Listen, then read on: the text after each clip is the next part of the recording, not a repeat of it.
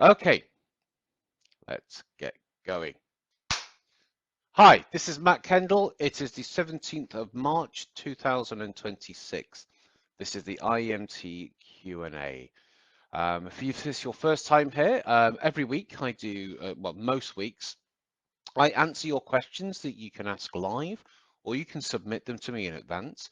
You can do this on the WhatsApp group for those who've done my training. You can email me. You can also comment on these. You can also leave it in the group, in the IEMT group as well. Got some quite interesting ones today. Yeah, got some quite interesting ones today, which I've had to do a bit of research on because some of them it can go into quite dark areas. This one. Let me read it out to you, and I'll give you my best advice how I've dealt with these kind of cases in the past, but I'll tell you, it's tricky. So, hi all, would it be okay if I ask the counsellors and therapists here, have you ever worked with limerence, I believe it's pronounced limerence, with your clients? If so, can I ask your one-to-one therapeutic approach, or can I ask one, your therapeutic approach,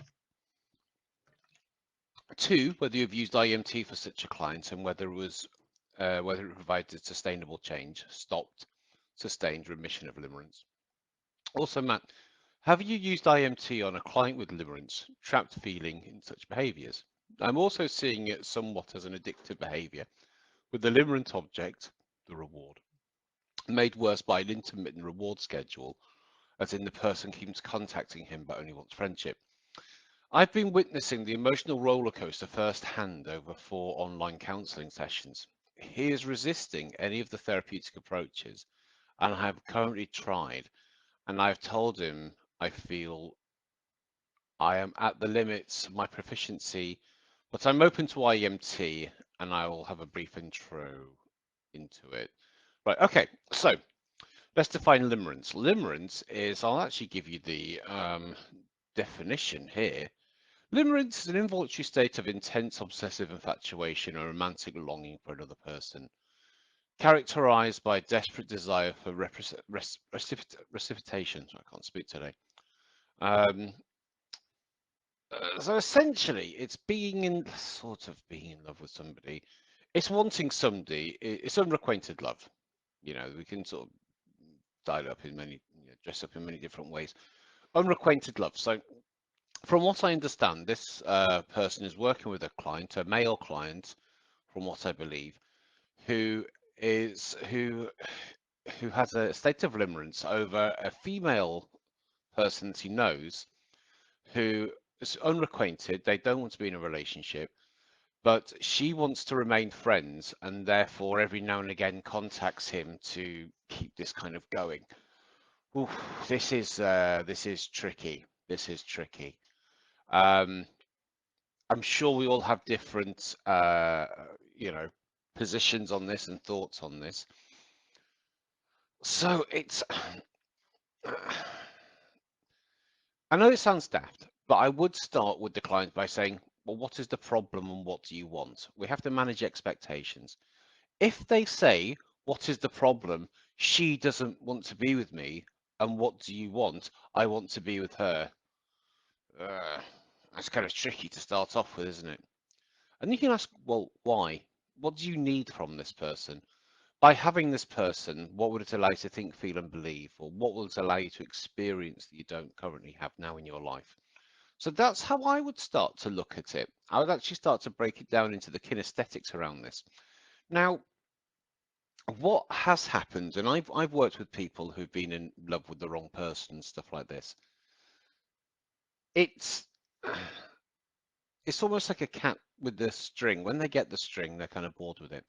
It's more to do with the thrill of the chase. They like this case of stalking is not quite the right word for it. I think limerence is a nicer word for it. But they like that. They actually like that. And if they were with the person, they no longer get this pursuit, this sort of animalistic kind of pursuit of the person. There's no quick and easy way sort of around this. I think no contact at all is the best decision to make, because if you're always having that person, it's like it's like saying to somebody who's an alcoholic or a heroin addict, okay, just have a drink now, just have a drink every other Wednesday, or just have a bit of heroin on a weekend. It it's always going to be there. Now, with social media, it's so hard. If somebody's quite, busy on social media and posts frequently, it is hard because you're always seeing them. It's like having an ex and they've got social media and stuff. Before, when I was young, when you broke up with somebody, you didn't see them again. Even if you lived quite close to them, you probably wouldn't see them unless you saw them out and about. But with social media, it does change all of this, and it does make it very hard. So I would break it down into the kinesthetics sort of around this and this behavior of this. It goes into the more advanced structures of IEMT of what this person or what this I needs and wants and how we can update those. But I think that having somebody, when you're saying he's resistant to change already, well, then we're looking at the patterns of chronicity. But the thing is, it's like somebody wanting to give up smoking or something. They enjoy it. And it's really hard to get somebody to give up something that they actually enjoy. They will enjoy this pursuit. And and if they're pursuing them all the time, and then once a month they get like a little email or a note, they now know they now have to do that for a month to get that back. It's kind of weird. I have actually worked with people who've had warnings and tribunals and stuff at work because they've pursued somebody at work. It's there's no structured treatment plan with IEMT for this. It is again it's an exploration of the problem. So I don't know this person. I don't know the problems that they're actually suffering because limerence is just a label. It's just a label. But in the advanced IEMT, they do much more of how each other's kind of how the IME connects with this other kind of person, stuff like this. So without doing the advanced stuff, I would still look into the identity of this person and how do they structure this problem. I'd say, okay, just tell me this structure, the problem that you're having, and I would make a note. I would literally write it down word for word and look at the identities that are being used here. I need her. Without her, I am nothing. I will do anything for her, and sort of look at these. And so some extra questions you can use rather than this I. Where is this I? How old is this I? What's going on around this I? You could also ask, what does this I want, and what does this I need? And if you add those two questions in as well, when you actually do the eye movements, it should helpfully start to resolve, or hopefully start to resolve some of these wants and needs as well. Good luck with it. It is hard when somebody's obsessed with somebody. It really is hard. Got some more questions here. How much shall I charge for IMT sessions and how many should I do? Um, so when I first started hypnotherapy, I used to do free sessions. I used to go into Gumtree, if that's still a thing. And I used to offer free sessions. And this was when I was working from home as well in Manchester. My flatmate got rather annoyed because he would come home from work and there would often be several people in the sitting room and several people waiting outside for sessions. I used to do 2 or 3 people at once. I don't know what I was doing really. And when I started IEMT, I was already qualified and working as a hypnotherapist. And so I was introducing bits of IEMT into it without sort of telling people that we were doing it. I was going, can we just try something? Okay, cool, cool. And then obviously I lent more and more into the IEMT. If you're starting from afresh, I would work with people for either free or £10. Because with £10 or £10 for a session, people will show up. If you do it for free, people might not show up to the session. If you do it for £10, people tend to. And I would do at least 2 or 3 sessions. Now, my sessions are always limited to an hour. Some of your sessions might go on longer. Some of them might be much shorter. So the thing that I would really focus on is thinking about the niche, thinking about the area of the people you want to work with, and getting really good at your skills. I just saw somebody so I live in York, and somebody on the York groups, Facebook groups, He's a masseuse. He goes, I've just qualified as a masseuse. I'm just wanting to practice with people and to gain some testimonials and reviews, that kind of stuff. So I'm offering £30 an hour for sessions. I thought that's a really good approach. That's a really good approach towards doing stuff. So I would definitely keep it low. Now, you might already be, if you're already a counsellor or a therapist of some degree, you can just start to bring IEMT into it without even telling them. Oh, obviously telling them without them knowing, shall I say, that they're coming for IEMT. You can build it up that way, or just doing pure IEMT, do free or very low cost sessions, but in return for testimonials and interviews and referrals, that kind of thing. Let me just get. What's the difference between the simple and the complex pattern?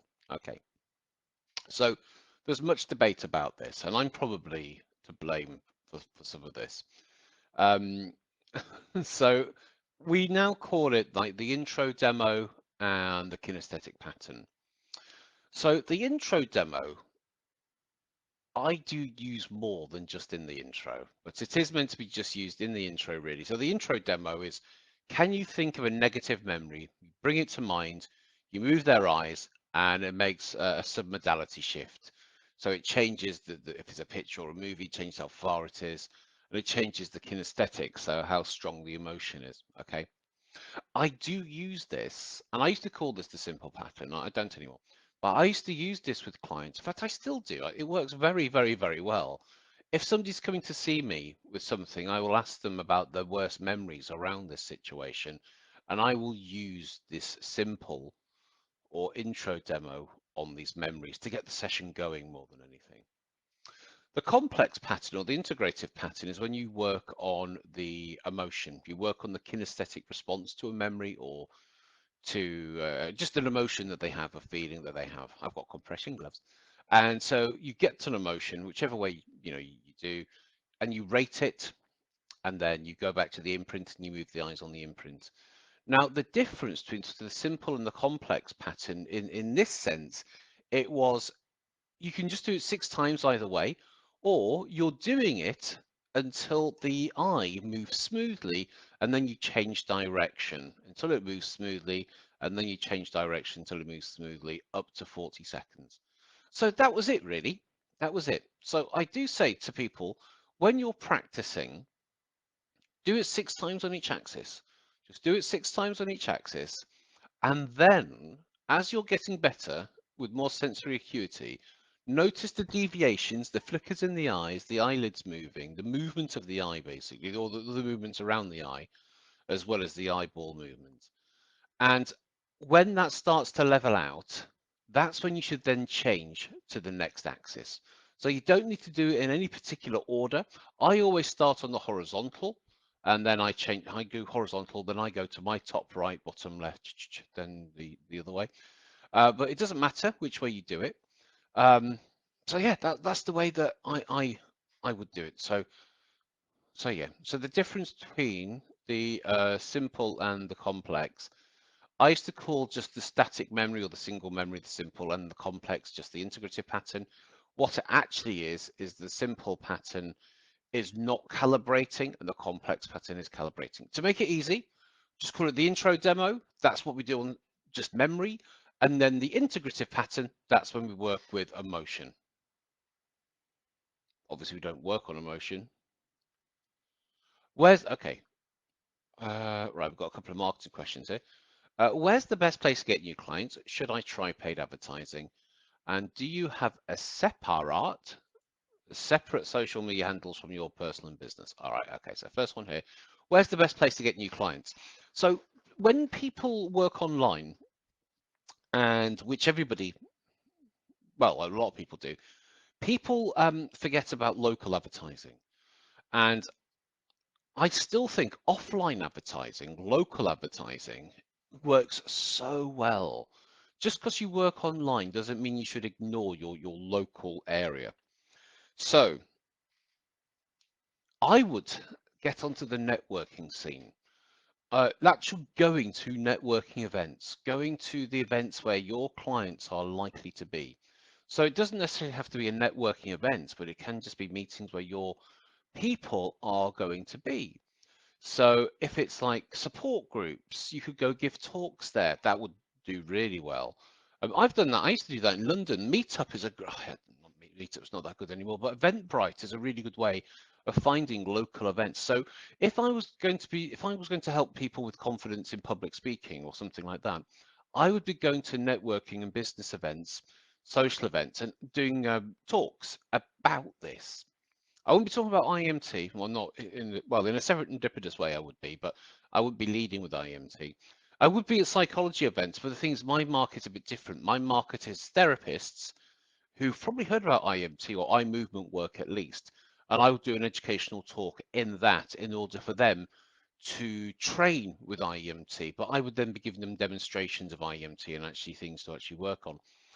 So I would focus on offline marketing to start off with, and getting a good website, but getting known in your area and actually having a Google business site as well. So get it definitely ranked on Google Business. Now, I know some people don't want to have their home addresses put on. You can actually have serviced addresses in your local city centre, usually for very little. It's not much money. And then you can actually have a physical location for your business, although you're not there. It's a service, not even a serviced office, it's a serviced address, or the place that you actually hold your sessions. You can have it that way as well.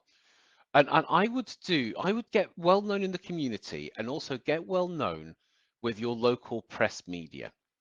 Get well known. I'm going to do some workshops around this because I've recently had quite a lot of press because of my side quest walks to the pub. So I was on radio the other day, BBC Radio York.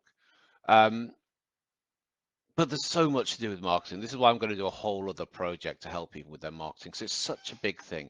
But I'll get your system sorted out, get your session structure sorted out, and then go and meet people face to face. Actually meet people face to face.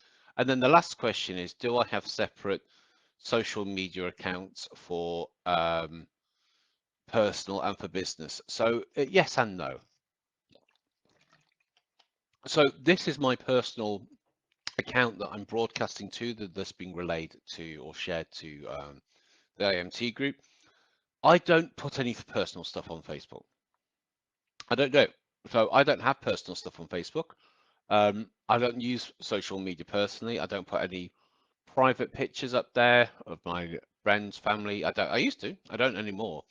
I had a very, very bad hacking incident a few years ago, and it was absolutely awful. So basically, I don't put any personal private stuff on.